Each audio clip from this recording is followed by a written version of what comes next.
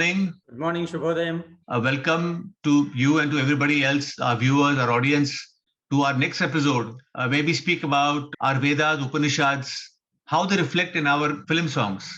Today's topic is about the earth, Dharti Maa. So what were your thoughts behind having chosen this as a subject today? It is, if you observe all the previous episodes, we have been choosing the basic elements that our ancients thought, which are responsible for the creation of this earth, of this life universe. Prudhyapas, Tejas, Vayu, Rakashalu. So we first discussed about Agni, that is Surya, the Lord Sun, and then we discussed about water, and now we are discussing about earth. So one of the 5 elements that make up this universe. And as you said, Dharti Mata, you said. Dharti Mata is a concept borrowed directly, or a reflection of directly from what Vedic rishis have thought about the earth.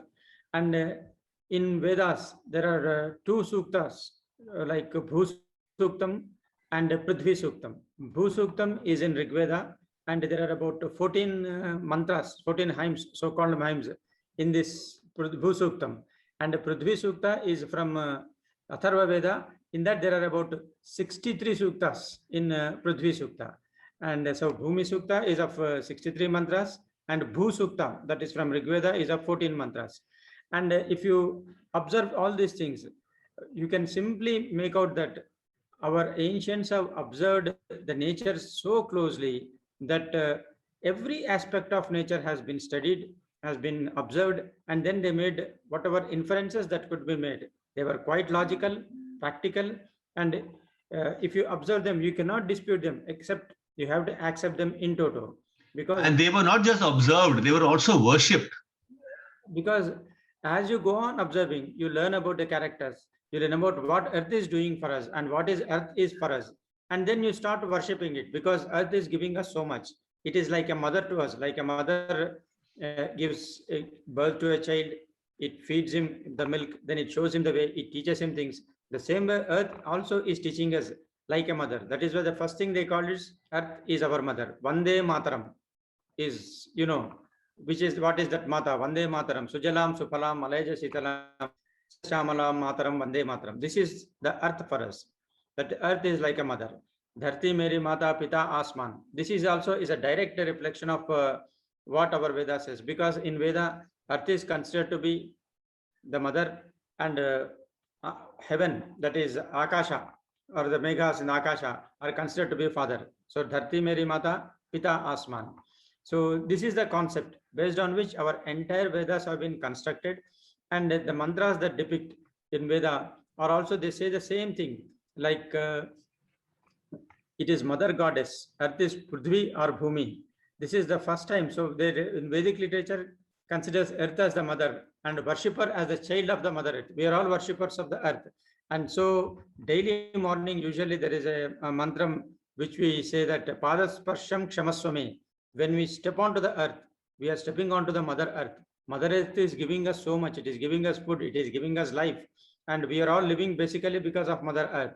And then we are walking on it. We are stepping on it. We are spitting on it. We are digging the earth for water. We are digging the earth like bubbles. We are digging it for minerals. So we are daily morning, we ask Padas Parsham Kshamaswami. That means we are seeking the forgiveness of the earth for utilizing its resources. So we have to worship it when we are utilizing your resources. So I think basically the reason of worship, or what I would infer from the worship, is gratitude. Our ancient Hindus, ancient Hindu rishis and munis, they have actually been, it's a lesson in gratitude. Why do you worship something? Because you're grateful. You're thankful. It's a way of saying thank you to Mother Earth. And I think it's very important. I think what you just said has made me realize that when I wake up in the morning, I also, the first 2 words I utter when I wake up are Aham Brahmasmi, that I am the universe, we are the universe. All of us, all living beings and inert beings are part of the universe. But I think after hearing it today, what I would like to do from tomorrow morning when I wake up, or even when I go to sleep, I would love to touch the floor of my house and take the blessings and say thank you for allowing me to be a part of, for allowing me to walk on Mother Earth, and use its resources for my well-being and the well-being of my family and the well-being of the society whom I can touch with my limitations. And just as we thought water is such a strange thing, even the earth is such a strange thing, because it is very difficult to comprehend earth. That is why Vedic rishis have clubbed the earth and Akasha and talked about the Java Prithvi. And they think, or they put forth the theory that earth is sustained by the great truth, the ever-abiding world order, that is Rhythm, and penance and knowledge and sacrifice, that is Yajna. So to sustain the earth, you should be truthful, you should be doing Yajna, and then you should always follow the Rhythm. Rhythm is a kind of rightful path that everything in the universe follows. And then Mother Earth guards both the being and becoming, and the earth as a worthy dwelling place. It gives life both to the quadrupeds, bipeds. That means even the creatures are born of the earth. This is a very good lesson in ecology and ecosystem. That means every creature has to be respected. We are also a part of the system. So we have to respect all the animals, creatures, everything. We all have a right to live on this earth. That is what our Vedic is. There is a day every year. It came a few months ago. I don't remember the date exactly and the month, but in our Vedas and Upanishads, we also celebrate one particular day of the year as Earth Menstruation Day, because just like how a woman's womb, regenerates and recreates and helps the birth of a living being. In the same, I mean, a female, womb. In the same way, even we have our ancients have been worshipping one particular day, and there's an entire, I think, tradition behind it. I think they use there's an entire tradition that they follow. I think it's done a lot in the south more than it's done in the north or anywhere else. This particular day where we worship Mother Earth's menstruation day, to honor the fact that they are able to create us in their wombs. And that's amazing that they thought of that. We even celebrate menstruation, which in many societies, in many statuses and different classes, is looked down upon, is avoided. They don't even talk about it in many families and many cultures. But you look here, our ancients were so intelligent, they were so grateful that they also celebrated the menstruation of Mother Earth. And Mother Earth is thought to be Bhudevi. Bhudevi is the wife of Vishnu. So again, Earth is being deified here, and Earth gives rise to plants, there are mountains, there are trees, there are rivers. So Earth is now looked upon as a very fertile female. And that is why in a song by Bharat Vyas, he says, Tapasviyon se hai atal ye parbaton ki chotiyan, ye barf ki gumeredar dheredar ghatiyan, ध्वजा से ये खड़े हुए हैं वृक्ष देवदार की, बगीचे ये गुलाब की, बगीचे ये बहार की. This is all description of what is there. Then he asks, ये किस कवि की कल्पना, ये किस कवि की कल्पना का चमत्कार है, ये कौन चित्रकार है, ये कौन चित्रकार. तपस्वियों सी है अटल ये पर्वतों की चोटियां, ये सर्प सी घुमेरदार घेरदार घाटियां. This is how we look at the earth. We don't look at earth as something to be exploited, something to be dug up and utilized and thrown as a waste. We worship it as a mother because it gives us everything that we ask for. It gives not only us every being that breathes, that moves, however small we may think it is very dearer to the earth, and earth protects everything as its progeny, as its sons and daughters. So that is why we worship our Mother Earth, and we have a day to worship our Mother Earth. And then we have many songs in our films which depict this Mother Earth, which is sprouting so many trees, which is giving us so many things. And there is a Sahil Janvi song which describes very beautifully all the nature on the earth, the beautiful nature of the earth, all the mountains, the rivers. The song goes something like this: Dil kahe ruk ja re ruk ja, yahi pe kahin, jo baat is jagah mein hai kahin par nahi, jo baat is jagah mein hai kahin par nahi. पर्वत ऊपर खिड़की खोले झांके सुंदर भोर, चले पवन सुहानी. पर्वत ऊपर खिड़की खोले झांके सुंदर भोर, चले पवन सुहानी. See the way he is describing, because we can see the sunrise or sunset, all the beauties of the Akasha only from the earth. If your feet are on the earth, you can observe all those things. And the way he is describing, पर्वत ऊपर खिड़की खोले, झांके सुंदर भोर, चले पवन सुहानी, नदियों के यह राग रसीले, झरनों की यह शोर, बहे झरझर पानी. See, everything, every minute thing on the earth that is beautiful is described in this song, just as our Vedic rishis has described. Here comes a question. Did all these lyricists know about Vedas? Did they study Vedas? And again, we understand the greatness of India is that you need not study Vedas, you need not be a Pandit. But our ancestors have devised a system whereby the greatest of the truths of Veda reach the common man, even though he doesn't study Veda. We have abhangs, we have kirtanas, we have dohas, we have padas. So many, in so many ways, people from different walks of life in different regions all over India, all across India, have brought this Vedic knowledge to the common man through so many ways and means, bhajans. So a poet need not go to Vedas, need not read the Veda as such, but he will know the knowledge of Veda. So here we have seen Sahil Janvi describing earth just as it is described in Veda. Here I'll quote one more song of Sahil Janvi. It's a love song, romantic song. And in the romantic song, what he describes is a direct line taken out of Veda. If you know Vedas, you will understand this. Like पर्वतों के पेड़ों पर शाम का बसेरा है, सुरमई उजाला है, चंपई अंधेरा है.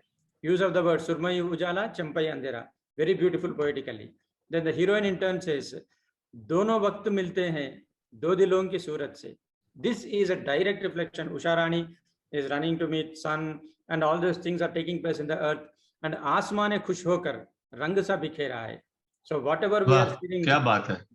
This is a directly Usha Rani, Sandhya Rani, we say, the evening. So these are all the romance that is taking place on the sky. And here the heroines are so innocuously singing about the Vedic stanzas. Direct translation we can also say. So Surmai Ujala hai, Champai Andhera is a poetic. But dono vakt milte hain, do dilon ki surat mein. The morning and evening are meeting like two hearts. So beautifully depicted.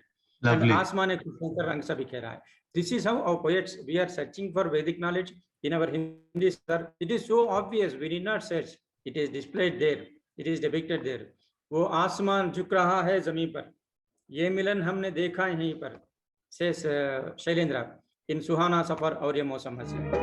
हमें डर है हम खो न जाए कहीं, सुहाना सफर और ये मौसम हंसी. So these descriptions of the earth that our poets have made are very simple. These are all described in our Veda. In Veda, this is earth measures the ends, like whether north, east, south, west. The boundaries are described by the earth. Here he describes wo asma jhuk raha hai zameen par. That means his digantam, so-called horizon. He is describing that, and that is described directly from Veda.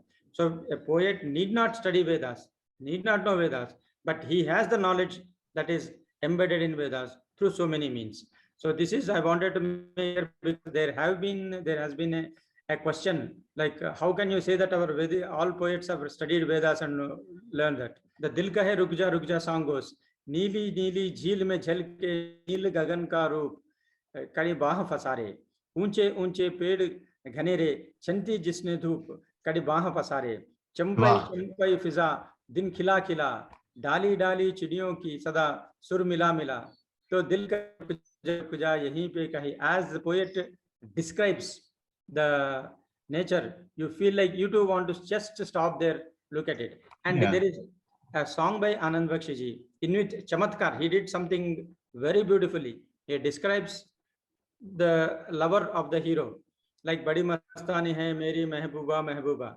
Then in the end he says, पूछो तो कौन है ये, रुचिए सुहानी है मेरी महबूबा. इस घटा को मैं तो उसकी आँखों का काजल कहूँगा. So all along he is not describing a female, he is describing a Suhani Ruth in the form of a female. That is his lover. This is again a concept of Veda where we love the ocean, we love the seasons, we love the trees, we love the parbat, everything, we worship them. So Rutu Samhara is a poem by Kalidasa where he describes only nature. There is no suspense, there is no thrilling in that. But the way he describes nature takes you to a different place. This is how Aane se uske aaye bahar, jaane se uske jaaye bahar. It is the mosam, it is the Rut that is, when it comes, bahar aati hai. Otherwise, bahar jati hai. So till the end, he maintains the suspense. So ultimately, he describes the love of nature, which is a common trait of all the Indians. All Bharatiya are nature loving. We worship trees, we enjoy sunsets, Yeah. sunrises. So this way, a romantic song is given a light philosophical touch at the end, so that your heart just melts at. I mean, the Vedanta says that God is the universe. If God exists, it is consciousness. The consciousness of the universe means God. You know. Yes. So I mean, that's the ultimate. I think ultimate worship of God is to worship nature, to worship Mother Nature, to worship all that we receive from what all that is around us. So I think that's the ultimate worship of God. Yes, and ultimate worship of God. And we as the Bharatiya, that means Indians, we love nature, we worship nature, we do nothing that goes against nature. And we enjoy every second that is happening in nature, whether there are clouds, whether there is a rain, whether there is a sunshine, whether there is a fog, we enjoy everything. And there is a song that really celebrates the rain, what happens to the earth when it rains. This is by Bharat Vyas. O umad ghumad kar aire ghata, कारे कारे बदरी की छाई रे घटा, जब सनन पवन के लगा रे तीर, बादल के चीर निकला है नीर. बादल वाह, क्या बात है. ओ उमड़ घुमड़ कर आई रे घटा, ओ उमड़ घुमड़ कर आई रे घटा, कारे कारे बदला की छाई छाई रे घटा. The way he describes it, जब सनन पवन को लगा रे तीर, बादल को चीर निकला है नीर, झर झर झर झर अब धार झारे, ओ धरती जल से मांग भरे, ओ उमड़ उमड़ कर घाई घटा. So dharti jal se maang bhare, that means earth is now ready to be fertile and ready to give birth to so many plants which give us food. So then he describes nani nani bundanya ki khanan khanan. So the way he describes, the way the words are used so beautifully, it is poetically exhilarating. And when you just go beyond the words, he describes how the earth is past, waiting for the drop of rain, and when the drop falls on the earth, how it gives birth to so many trees, plants, which we reap, which feed us. So it is the mother earth. Mother gives us milk. Earth is giving us this crop. So this is how our poets have described the earth, and this is how we understood. And that is one of the reasons when in Mother India, Shakil Badayani has written song.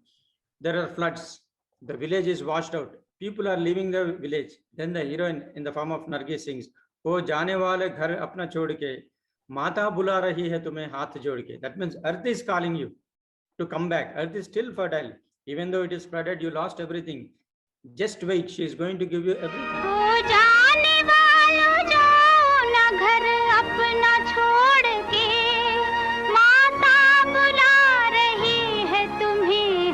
This is how. And the concept of desh or the concept of country evolved later. But for us, all earth is Mother Earth. So we don't distinguish, we don't draw physical boundaries. Physical boundaries came later. Yeah. All earth is one. And here also, I would like to say one thing, that the concept of secularism, the so-called separation of religion from all other activities, is foolish and immaterial to us. Because for us, everything is God. We are a part of God. Earth is God. Sky is God. So how can you separate God from all these things? Yeah. You cannot separate. And for In us, fact, this doesn't limit our thinking. In fact, we say all universe, everybody in the universe are brothers and sisters. We say that, and then let noble thoughts come from all sides. Ano bhadraha kratavo yantu vishwataha. So we want to make every world is, the entire world is a family, we say. So we are not limited by the concept. Our God is unlimited. It is infinite. So even when I read the translation of the Bhagavad Gita written by Swami Vivekananda, he clearly mentions that Lord Krishna says that you don't have to worship me to worship God. You can worship me in an animal, you can worship me in a tree, you can worship me in the earth, you can worship me in a stone, you can worship me in milk, you can worship me in any plant.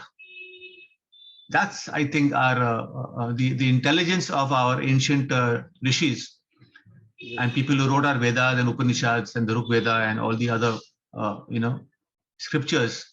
That every single living and non-living inert object is for us God, and we worship it, and we're supposed to respect it because we believe that it has life. Every single living and non-living inert thing has life, has a soul, and I think that soul is nothing but energy. And constantly, as we live and die, not just we, even inert objects, even a tree, even a plant, even a fruit, even a vegetable, as it lives and dies and lives and is consumed, It's just a constant change of form of energy. It's just one form of energy can transfer to another form of energy. Like if I have a fruit, if I have vegetables, or if I have water, or if I have milk, I'm consuming it. That energy is going in me. I am relieving it in another form of energy. I create things from it. I create a family, or I create some activity, or I create a book, or I create a movie, or I create a shoe, I create a factory. And it's a constant, non-stop rotation of energy. So I believe, and what I have read from some Upanishads is that energy is nothing but the soul, and that soul is God. And that's why we celebrate consciousness as God, the consciousness of the universe as being God, that form of energy, which is constantly flowing in and out from different objects and different things, from one to another, from one to another form also, And this is called law of conservation of energy by scientists. In science, this is called exactly. In energy physics, yeah, remains the same. It can change from one form to another, but it always remains the same. And our ancients have understood this, and that is why we say we are born from the earth and we will go back to the earth. Bharat Vyas put it in a most beautiful form in a song. दौलत के झूठे नशे में है चूर, गरीबों की दुनिया से रहते हैं दूर, अजी एक दिन ऐसा आएगा जब माटी में सब मिल जाएंगे, माटी ही ओढ़न, माटी बिछावन, माटी का तन बन जाएगा, माटी में जब मिल जाएंगे. So absolutely right. And this is again, if you go back to Bhagavad Gita, there is a beautiful shlokam whose meaning goes something like this: that we all eat fruits, the fruit becomes the semen and the egg, and then we give birth to earth. We give birth to our next progeny. That means they are coming from the earth, and then we grow up, we die, we go back to all these 5 elements, we get merged, and the body goes into the earth. And again, the 5 elements through Varsha or the rain come down to earth, plants grow. According to his karma, wherever he is supposed to take birth, that fruit will be eaten by the parents, from which they get energy, and again the cycle starts. This cyclical nature. That's why they say there's no beginning, no end. No end. There's no beginning, no end to God. There's no beginning, no end to the universe. There's no beginning, no end to this form of energy. And that's I personally worship this. This is what I worship. I worship this form of energy. And for me, this is God. The non-stop creation, no beginning, no end of energy that we all consume and we all, use for our lives. And Endeavor has written a song which also explains this kind of concept. धरती अपनी माँ, धरती अपनी माँ, धरती माता दया करो, मेरे सीतों में भर दो, सोने की हमें फसलों दो और खुशियों की हमें आंसू दो, धरती अपनी माँ, धरती अपनी माँ, धरती माता दया करो, धरती माता दया करो, मोती खेतों में भर दो, सोने की हमें फसलें दो, खुशियों पे हमें आंसू दो. This is how we pray to earth. And then Shailendra has written a very beautiful song. धरती कहे पुकार के, बीज बिछाले प्यार के, मौसम बिता जाए, अपनी कहानी छोड़ जा, कुछ तो निशानी छोड़ जा, तुम कहे इस ओर तू फिर क्या बात. अपनी कहानी छोड़ जा, कुछ तो निशानी छोड़ जा, कौन कहे इस ओर तू फिर आए ना. These are the sentiments are common. These sentiments are expressed by our poets. Now we say they are from Vedas because we study Vedas and we find these sentiments in Vedas. But these are prevalent throughout India, from literate to illiterate, from common man to pandits. So this is the greatness of India, where nobody is left out of gaining the Vedic knowledge. By some form or the other, people come to know of it and people are aware of it.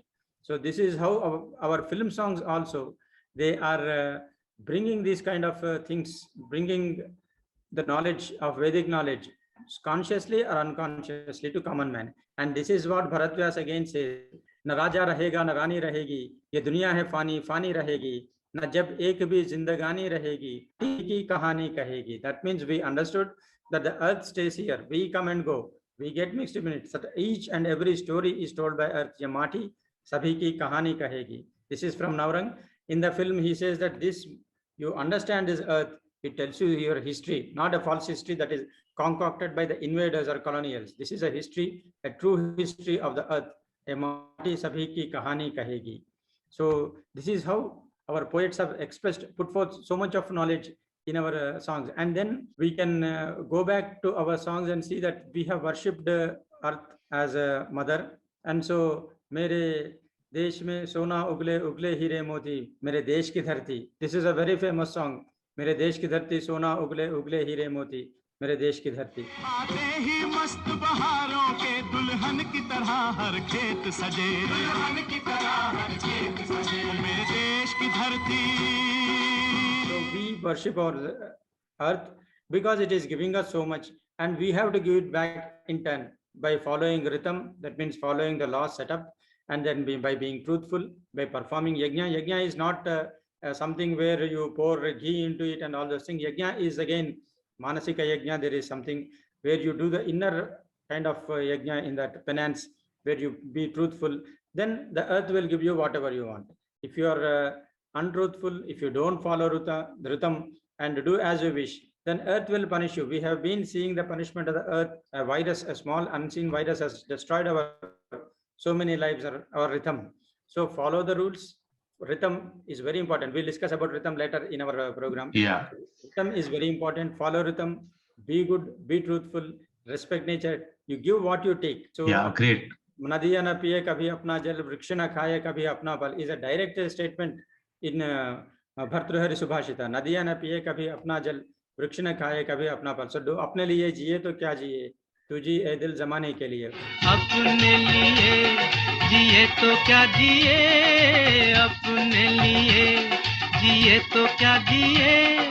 So all these sentiments are derivatives from Vedic knowledge. Great. So we come to the end of our episode, and would you like to leave us with some last some philosophy that is personally very close to your life regarding Mother Earth?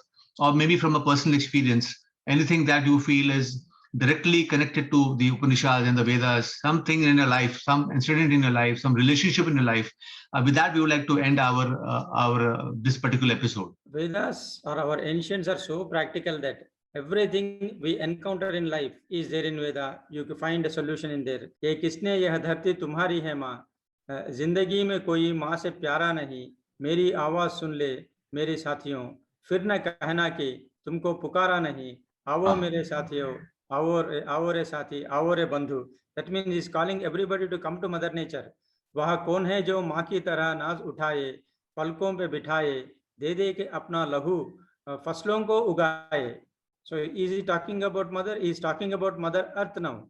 दे दे के अपना लहू फसलों को उगाए, खेतों को हंसाए, यही धरती, वह कौन है जो माँ की तरह नाज उठाए, पलकों पे बिठाए. This is our concept of Mother Earth. This is what our lyricists have also brought down to us, common man, to understand and enjoy, and from this learn more and elevate oneself to be a better human being. Because if you are a better human being, you will treat the Mother Earth in a better way. Nowadays, we have to urge people to look after their parents carefully, to look after the parents better, not discard them.